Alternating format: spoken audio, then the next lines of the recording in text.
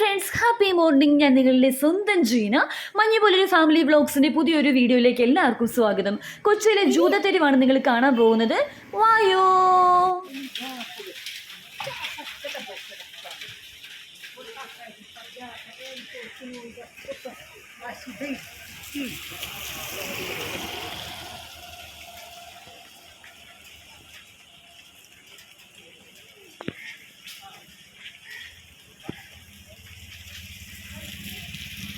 അപ്പോൾ വീഡിയോ കണ്ടുകൊണ്ടിരിക്കുന്ന എല്ലാ കൂട്ടുകാർക്കും ജൂതത്തെരുവിനെ പറ്റി അറിയാമെന്നാണ് ഞാൻ വിചാരിക്കുന്നത്. എങ്കിലും അറിയാത്ത ആരെങ്കിലുമൊക്കെ നമ്മുടെ ഈ ജൂസ് സ്ട്രീറ്റിൻ്റെ വീഡിയോ കാണുന്നുണ്ടെങ്കിൽ നിങ്ങളുടെ അറിവിലേക്ക് ഞാൻ പറഞ്ഞു തരാം.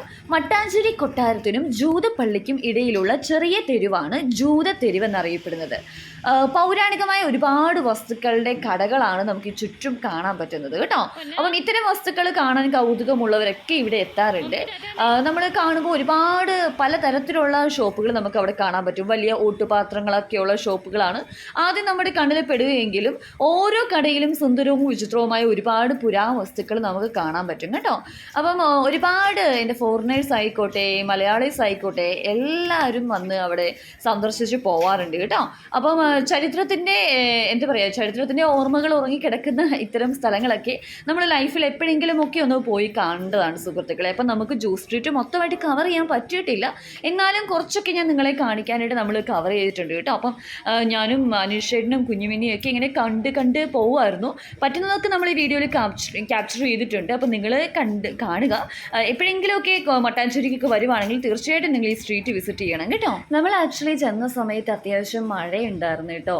അപ്പോൾ അതുകൊണ്ട് തന്നെ എനിക്ക് തോന്നുന്നു ആ സമയം ആയതുകൊണ്ടാണെന്ന് തോന്നുന്നു തെരുവിൽ അധികം ആളുകളെ കാണാൻ പറ്റിയില്ല.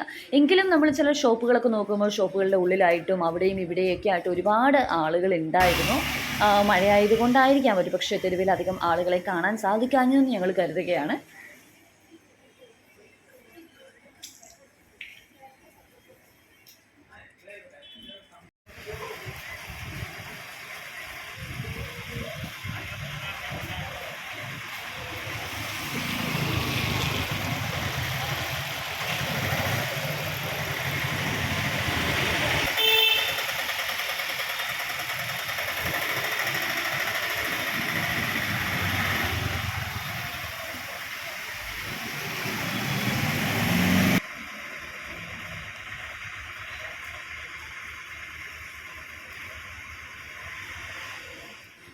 അങ്ങനെ കാഴ്ചകളൊക്കെ കണ്ട് സന്തോഷകരമായിട്ട് നടന്ന് നമ്മൾ ജൂത സ്ട്രീറ്റിൻ്റെ ഈ ഒരു സൈഡിലേക്ക് എത്തി സുഹൃത്തുക്കളെ.